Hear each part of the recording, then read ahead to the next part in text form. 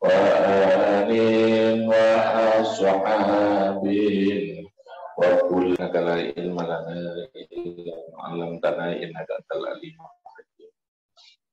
Bismillahirrahmanirrahim. Ini kita ngaji tafsir, namanya kitab Tafsirul Munir. Tafsir Munir yang dikarang oleh Profesor Dr. Wahbah Zuhaidi fil aqidah wa syariah wal manhaj.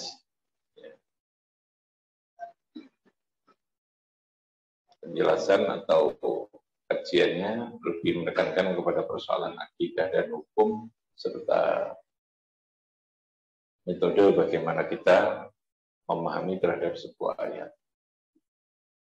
Bismillahirrahmanirrahim. Fikul hayati awil ahkam. Dari surat Al-Fatihah. Ini kita masih menjelaskan surat Al-Fatihah. Fikul hayati awil ahkam. Dari surat Fatihah, kesimpulan atau penjelasan tafsir yang menyangkut tentang fikul hayat awil ahkam. Fikih yang berkaitan dengan kehidupan awil ahkami atau yang berkaitan dengan hukum. La yujadu fil Qur'ani ayatun. La yujadu ora ditemukan fil Qur'ani ing dalam Qur'an apa ayatun ayat itu ni makna dengan tanpa makna, dengan tanpa pengertian. Au faidatin atau faidah. Faidah itu kegunaan atau kemanfaatan. Au hikmatin atau hikmah. Hikmah. Jadi ada faidah, ada istilah hikmah.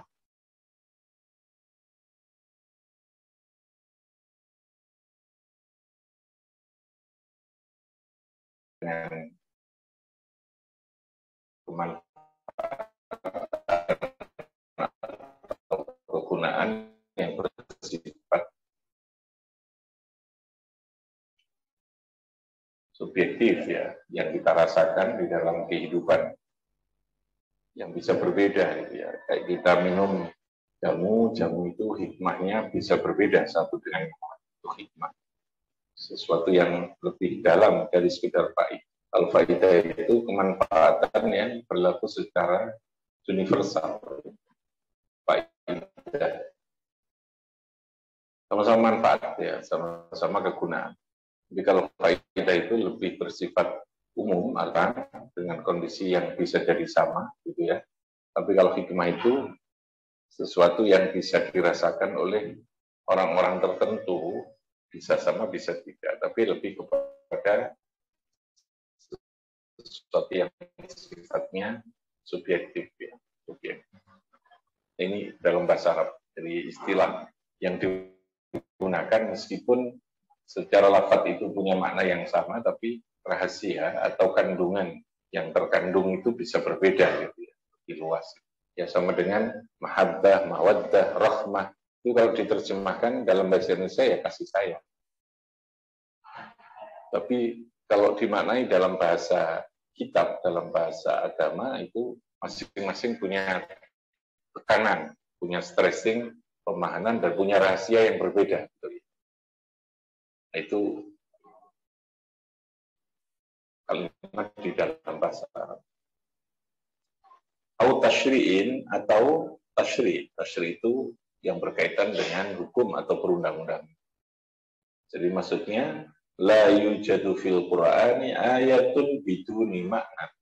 Bahwa di dalam Al-Qur'an apa yang terkandung di dalam Al-Qur'an tidak ada satupun ayat yang tidak mempunyai makna, yang tidak punya faidah, yang tidak punya hikmah, yang tidak punya syariat yang berkaitan dengan aturan.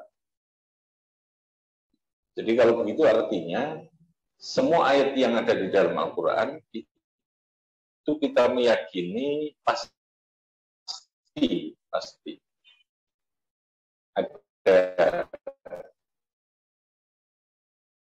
makna, ada baik yang bersifat universal apapun yang bersifat subjektif antar orang. Yang kedua pasti bisa kita pedomani di dalam kehidupan. Itu kehebatan Al-Quran. Jadi di samping hebat dari segi redaksi dan ayatnya, punya nilai sastra yang tertinggi, sampai orang Arab pun yang memang yang punya bahasa, yang ditantang Al-Quran itu tidak bisa menandingi meskipun hanya membuat satu ayat, satu surat di dalam Al-Quran. Karena persoalan bahasa itu kan bukan hanya persoalan konteks keindahan sastra, tapi harus punya kedalaman makna, punya jiwa, punya konteks yang berkaitan dengan situasi dan pas gitu ketika ngomong gitu kan. Ketika lafaz itu dibunyikan. Nah, Al-Qur'an itu punya segalanya itu gitu ya, punya segalanya. Tidak sekedar indah, tapi juga mengandung kedalaman jiwa, kedalaman makna yang sangat luar biasa. Itu la yujad. Makanya tidak pernah habis ketika digali. Bahasa Al-Qur'an itu tidak pernah ada habis-habis. Karena ini bahasa Allah gitu ya. Allah yang mengendaki, Allah yang dawuh, Allah yang berfirman, yang terkait dengan kehidupan kita ini. Itu harus kita yakini. Kalau lalu kemudian kita tidak bisa memahami, itu bukan berarti lalu tidak ada pemahaman. Gitu ya. Kalau kita tidak bisa merasakan, bukan berarti tidak ada sesuatu kemanfaatan. Kitanya yang tidak bisa, kitanya yang tidak paham. Tapi bahwa keyakinan itu harus ada. Tidak boleh tidak. Bahwa ayat Al-Quran itu diturunkan oleh Allah itu pasti kalimatnya lazim, pasti yakin itu ada makna, ada pengertian, ada faedah, ada manfaat, ada pedoman yang bisa kita ambil dari ayat Al-Quran. Meskipun kita yang tidak paham, tidak menjangkau secara logika dan pikiran kita, tidak ngerti ya itu kitanya yang tidak. Bukan Al-Qur'annya gitu ya. Oke. Kalamullahi al-mu'jizi dustur al-hayatil basyariyah, bahwa mengkautawi Al-Qur'an iku kalamullah, kawi Gusti Allah al-mu'jiz. Mu'jiz itu yang melemahkan, maksudnya yang menjadikan kita ini harus pasrah, harus menyerah dengan apa yang didawuhkan di dalam, firmankan di dalam Al-Qur'an. Mukjizat itu sesuatu yang di luar jangkauan akal pikiran kita, di luar kebiasaan bagi kita. Seperti tadi saya katakan, yang ditantang untuk menirukan atau untuk membuat ayat yang sama dengan Al-Quran itu bukan orang yang tidak bisa berbahasa. Yang ditantang itu yang panjang, dia yang punya bahasa dan ahlinya bahasa. Bahkan disuruh mengumpulkan seluruh para ahli orang Arab yang ketika mengatakan Quran itu bukan dari Allah gitu. Al-Quran itu gawene Muhammad, ciptaan Muhammad. Kalau sing ditantang itu wong sing gak iso bahasa Arab ya salah sing nantang, gak iso ya mesti hae gitu. Ini yang ditantang ini memang orang yang ahlinya berbahasa itu. Jadi sing ditantang banyak wong kuat ya, seorang yang memang punya kekuatan fisik yang hebat, kita tantang gelut kemudian kita menang itu baru hebat. Jadi ditantang wong bongkreng ya, kurang gizi, menang ya mesti wae kan gitu ya. Itu namanya mukjizat. Jadi mukjizat itu melemahkan orang yang paling kuat sekalipun, yang paling ahli dalam bahasa Arab sekalipun, tapi menyerah, tidak bisa membuat. Itu namanya i'jaz, melemahkan. Itu yang disebut dengan al-khariqatul lil'adah, sesuatu yang terjadi di luar kebiasaan yang kita lihat. Dalam hidup ini kan ada dua hal, ada sesuatu yang terjadi adiyah, yang biasa kita lihat, ada yang ghairu adiyah. Nah, yang ghairu adiyah itu kita mengatakannya itu mukjizat untuk para nabi, para wali Allah namanya karomah, para orang mukmin namanya ma'unah itu ya. Ya luar biasa itu bagi kita gitu ya. Nah, bagi Allah yang mau doain ya. Baik yang biasa terjadi maupun yang tidak biasa terjadi bagi Allah itu sama saja.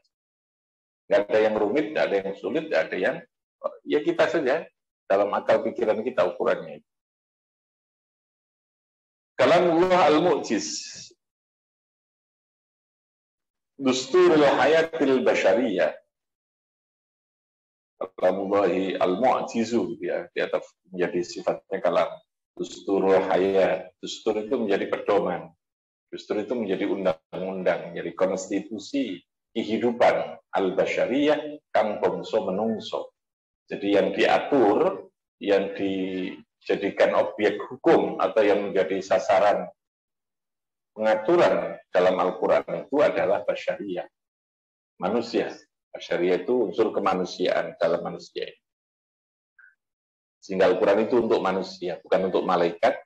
Al-Quran itu bukan untuk Tuhan, Al-Quran bukan untuk bangsa makhluk yang lain, tapi Al-Quran itu untuk manusia yang diatur.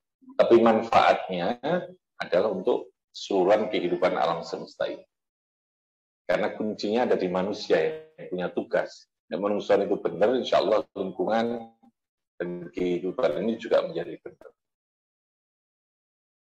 Wabinaan alaihi, wabinaan lan krono mendasarkan.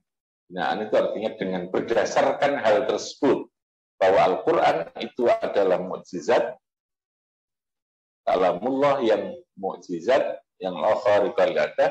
Yang kedua, kalau itu adalah dustur ayatil basyariyah, konstitusi, hukum, undang-undang Al-Quraniyah, yuqsadu dimaksudkan bila ayatil Quraniyati dengan ayat-ayat Al-Quran, apa tahqiqu faidatil insan fi hayatihi ad-diniyah wad dunyawiyah wal ukhrawiyah. Tahqiqu faidatil insan, mewujudkan, tahqiq itu mewujudkan, menyatakan faidatil insan, kegunaan, kemanfaatan manusia di hayati dalam kehidupannya insan, ad-diniyati yang berkaitan dengan agama, wad dunyawiyati berkaitan dengan duniawi, wal ukhrawiyah yang bisa mewujudkan terhadap kemanfaatan kehidupan manusia ini. Manusia menjadi manfaat, menjadi punya makna, menjadi punya arti kehidupannya bila mana dia mau memedomani terhadap Al-Quran. Maksudnya begitu. Baik kaitan hidupnya dengan persoalan agama, persoalan duniawi ini, maupun persoalan yang akhirat, ukhrawi ini. Wa tarbituhu bil hayati, lan hubungannya insan. Tarbitulan hubungannya insan bil hayati dengan kehidupan di dunia. Wa takunu bitali al-ahkamu al-mustafadah. Wa takunu lan ono bitali kelawan ayat-ayat, bitali kelawan sesuatu yang akan datang. Apalah kamu piro-piro hukum al-mustafadah yang bisa diambil min ma'anil ayat. Murtabitatun irtibatan wasiqan. Masing-masing itu punya keterkaitan. Irtibatan kaum keterkaitan, hubungan wasiqan yang sangat kuat. Hubungannya imma bil aqidah atau bil ibadah. Hubungan satu ayat dengan yang lain itu sangat kuat. Tidak ada yang terputus. Paham ya? Tidak ada apa? Yang terputus. Irtibatan wasiqan itu artinya keterkaitan hubungan yang sangat kuat. Wasiqan. Dalam kaitan apa? Imma bil aqidah, ada kalanya kaitan itu dengan keyakinan. Jadi setiap ayat dalam Al-Quran itu punya korelasi, punya irtibat. Irtibat itu korelasi yang sifatnya wasiqan, yang kuat. Jadi kalau kita bicara tentang ayat, meskipun ayat itu berkaitan dengan hukum, itu mesti juga mengandung akidah. Kalau berkaitan dengan akidah itu juga ada kaitannya dengan persoalan apa? Hukum, persoalan akhlak. Jadi dia tidak berdiri sendiri. Paham ya? Kalaupun dalam disiplin ilmu, kajian tafsir, itu dipisahkan ada ilmu ahkam. Itu dalam kajian. Paham ya? Dalam kajian secara teori keilmuan. Tetapi kalau diurut, tidak ada yang terpisah dalam tiga aspek yang dalam kehidupan kita ini. Kita ini kan dalam beragama, dalam hidup ini perlu akidah, perlu keyakinan, perlu hukum Al-Quran. Atau bil ibadati, atau dengan ibadah. Ini hukum. Atau bil akhlaki, atau dengan akhlak. Kesulukilan, suluk itu artinya perjalanan kehidupan. Atau bil tasyri', atau dengan syariat as-salihi yang layak. As-salihi yang patut bil fardi wal jamaah, untuk kehidupan individu maupun kehidupan masyarakat. Jadi pasti itu terkait. Ya, fardhi wal jam. Di HP-nya ada ini, dipakai ini. Sudah, biasa tadi masuk. Pasti ada itu. Wahadal makna al-ammu, wahadal makna iku al-ammu. Wahadal makna utawi kila pengertian iku al-ammu yang umum. Wa alladhi annaituhu. Wa utawi makna iku alladhi sesuatu annaitu kang. Annaitu itu ana menghendaki. Annaitu yang menghendaki sapa ingsun hu ing alladhi difikil hayat. Itulah yang saya katakan menurut Imam Wahbah Zuhaili ini yang saya maksudkan dengan fikul hayat, fikih tentang kehidupan. Karena sekali lagi kehidupan ini tidak bisa terlepas antara satu aspek dengan aspek yang lain. Kita berbicara sholat, ya sholat itu juga ada aspek yang namanya akidahnya, ya ada aspek yang namanya akhlaknya. Meskipun sholat itu sendiri persoalan fikih untuk menentukan sah tidaknya. Paham ya? Jadi tidak bisa berdiri sendiri. Makanya itu yang disebut dengan integratif itu. Bahwa kehidupan itu adalah keterkaitan yang menyatu, ya, yang terintegrasi, yang syumuli antara satu aspek dengan aspek yang lain. Gak bisa dipisahkan. Gak bisa dipisahkan. Yo ono akidai, yo ono apa? Akhlaknya juga ada, fikihnya ada, syariatnya. Makanya kalau akhlak itu lebih kepada membangun keindahan, bukan sekedar sah. Gitu. Kalau fikih itu lebih menekankan pada tingkat keabsahan. Fikih. Sah apa tidak sah itu fikih kan? Akidah itu yang melandasi fondasinya. Karena sesuatu yang secara fikih itu benar, tapi kalau akidahnya, niatnya tidak benar, motivasinya tidak benar, ya gugur. Sesuatu itu lalu tidak punya makna. Fondasi, lalu kemudian normatifnya yang disebut dengan syariat, lalu kemudian keindahan yang disebut dengan apa? Akhlak. Apa namanya? Akhlak. Indah saja, tidak mulai ketentuan fikih ya tentu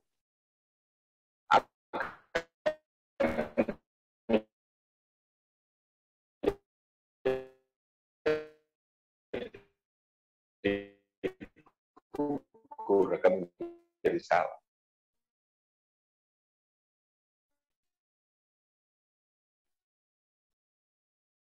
Itu pasti ada ya syariat yang berupa jisimnya sama dengan kita ya, ada jisim lalu kemudian ada jiwa gitu ya. Ibadah juga begitu, ibadah itu kayak seperti konstruksi manusia, ada jismani ya, ibadah yang sifatnya jismani, ya jismani itu jisim itu ya normatifnya itu gitu ya. Ruhaniyah itu substansinya gitu. Semua kan, jeruk pun ada kulit, ada bentuknya, tapi di sana ada substansinya. Ada kandungan yang paling dalam bisa namanya vitamin yang tidak terlihat. Yang masih bisa kita rasakan adalah rasa, dia manis, dia kecut, dia pahit, itu rasa, paham ya? Tapi di luar yang kita rasakan ada lagi yang nggak bisa kita rasa, tiba-tiba ada vitamin, jadi ada vitamin. Vitamin sudah non-jismani, sudah. Tahapnya seperti itu. Api itu tapi jurune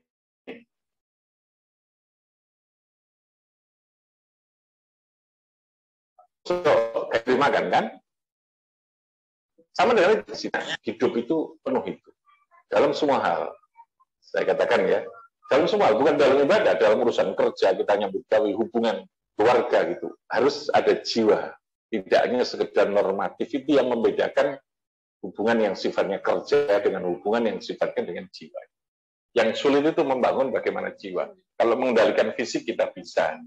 Jam sekian sampai jam sekian itu normatif, ya, normatif. Tapi di luar norm bukan hanya karena itu, tapi karena ada jiwa yang ada di dalam. Nah, ibadah juga demikian. Agama juga demikian ya. Yang diatur, yang dibangun bukan hanya fisikal, bukan hanya jismani ya, tapi apa? Ruhani juga apa? Ruhani. Jismaninya itu ibaratnya menjadi sarana luar untuk membangun ruhaninya. Kalau ruhanianya terbangun, insya Allah itu selesai sudah. Kalau masih jismani ya itu harus ditekan, harus diatur, harus disanksi, itu masih bersifat jismani. Ada tingkat tertentu seperti itu. Nah, kitab ini, kitabnya Wahbah Zuhaili dengan nama Tafsirul Munir ini, atau Tafsirul Munir adalah memahami ayat secara integratif tadi. Dalam fikih itu ada istilah fiqhul hayat, ada fiqhul ahkam. Karena memang sekali lagi tidak terlepas. Oke. Wal ma'ani awil ahkam al-mustafadah. Sekarang apa? Kandungan makna, pengertian, pemahaman, dan hukum awil ahkam al-mustafadati yang bisa diambil pengertian minal ahkam, minal fatihah. Ini karena kita masih bicara surat Fatihah. Tashmalu yang mengandung. Tashmalu mengandung opal ma'ani wal ahkam. Silatal insan, hubungan, sila. Sila itu hubungan. Silatal insan yang hubungan manusia billah. Wa tahaddada tariqa munajatihi. Wa tahaddadalan memberikan batasan. Tahaddad itu artinya memberikan ukuran, standar. Tariqa munajatihi ing tata cara, jalan. Munajatnya abad insan. Wa tarassama lahu nau'u masiratihi fil hayat. Batas samalan membuat garis, membuat batasan. Hidup perlu ada garis, ada batas. Nah, itu namanya hukum. Ada tata cara bagaimana kita melakukan hubungan kepada Allah. Yang menentukan itu harus Allah, karena itu agama. Ibadah yang menentukan tata caranya Gusti Allah.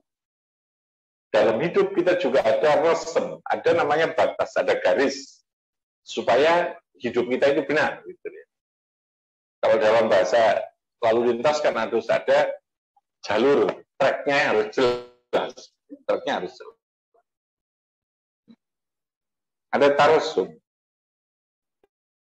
Hidup kita ini ada batas. Makanya, kalau kita mengikuti batas, ya itu baru hidup yang benar. Gitu ya. Lahu nau amasiratihi, lahu maring insan, nau amasiratihi ing macam perjalanan. Karena hidup ini perjalanan. Perjalanan.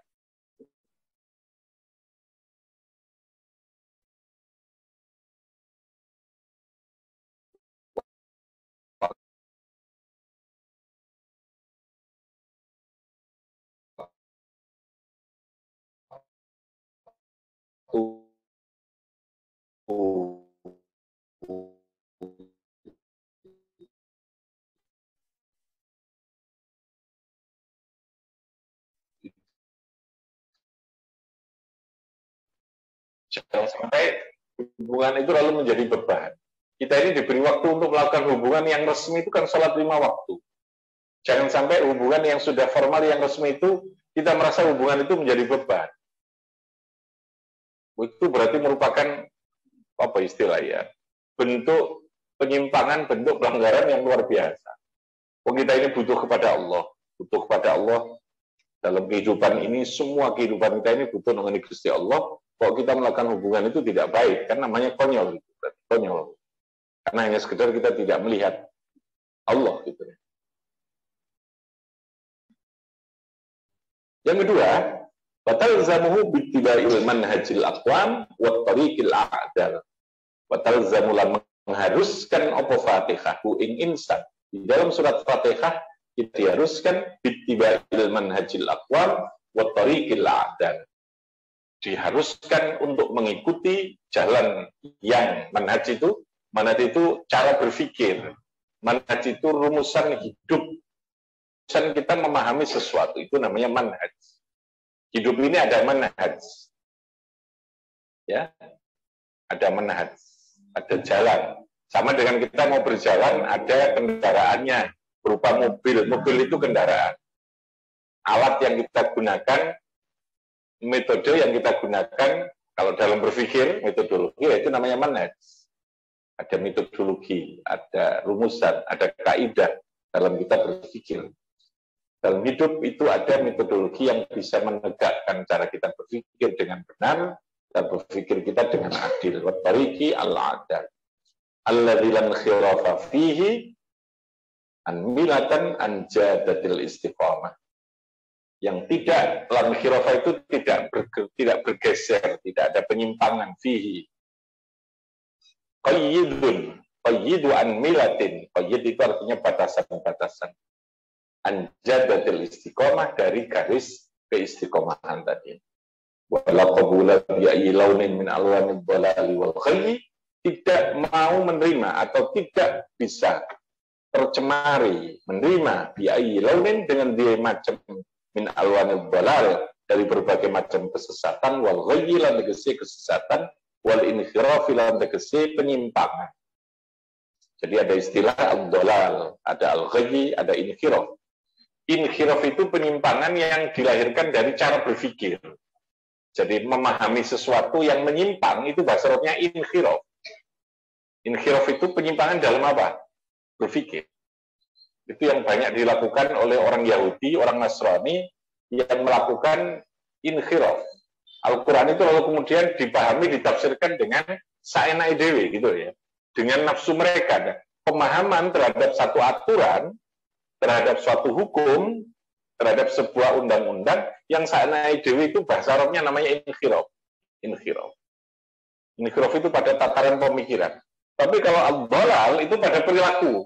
Perilaku yang menyimpang, yang maksiat itu dhalal.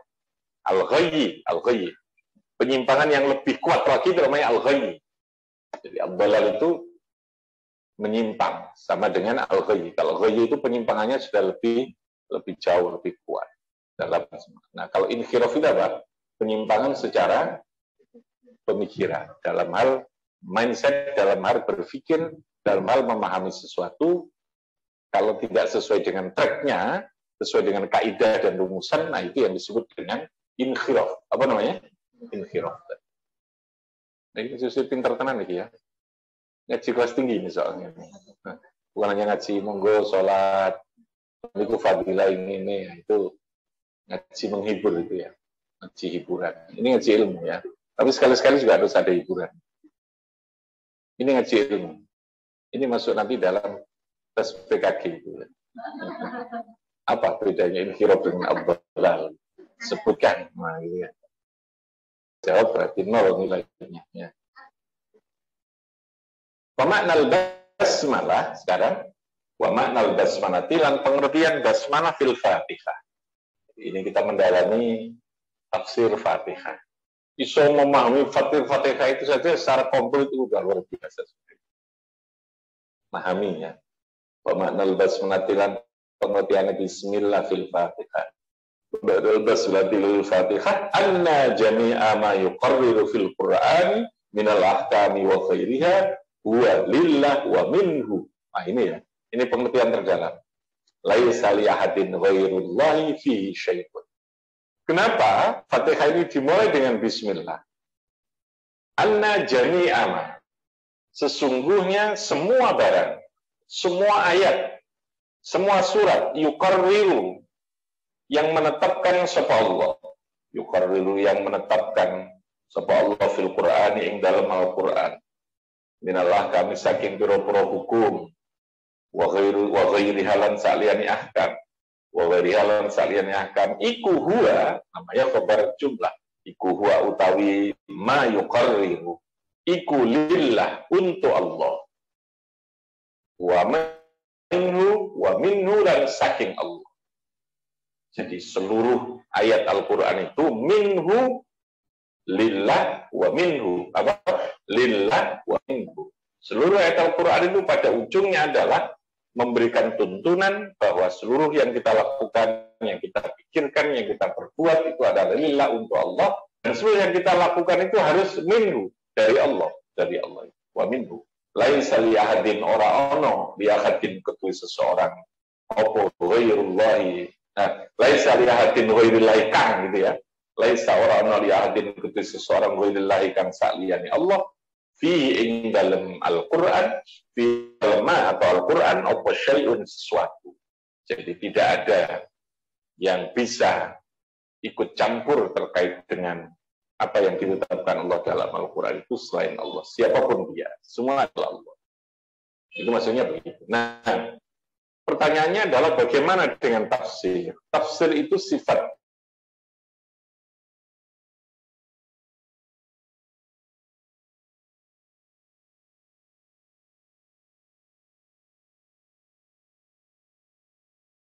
yang memang oleh Allah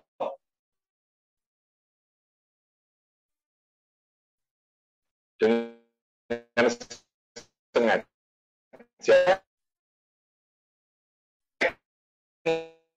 ada kepastian, tapi juga ada apa?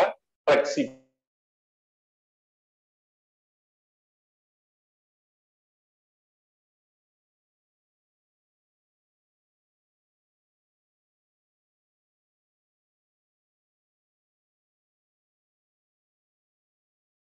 Linear gitu ya.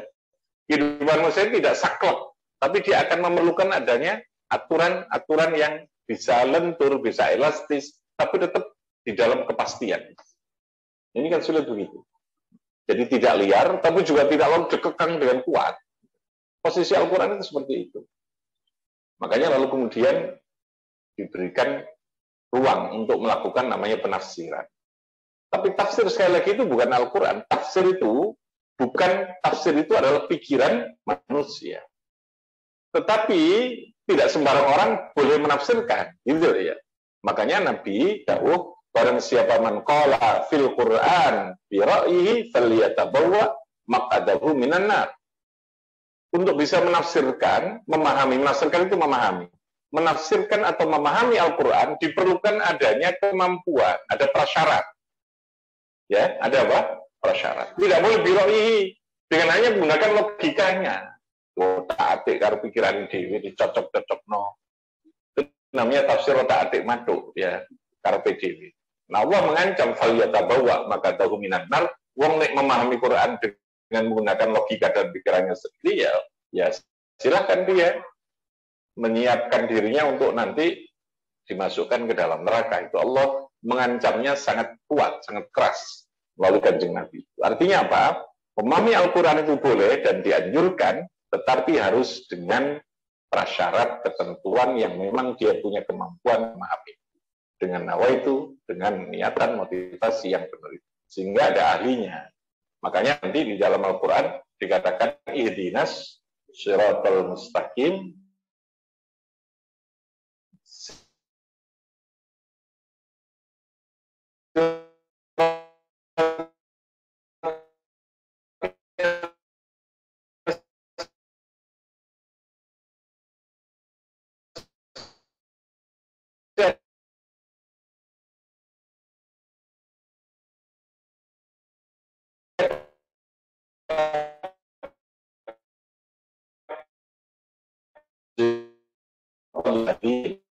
karena kita tidak bisa langsung pada Allah. Tidak semua bisa langsung memahami pada Quran hadis. Diperlukan prasyarat supaya tidak terjadi inhiraf tadi. Supaya tidak terjadi apa? Inhiraf. Inhiraf itu apa? Penyimpangan dalam pemikiran, dalam memahami terhadap Al-Quran. Kalau menyimpang ya tentu tidak bisa sampai. Namanya juga kita nyimpang dalam perjalanan. Paham ya? Nah, itu maksudnya seperti itu. Ya, manfaat barokah. Bifanfa'na bi barakatihim wa dinal khusn.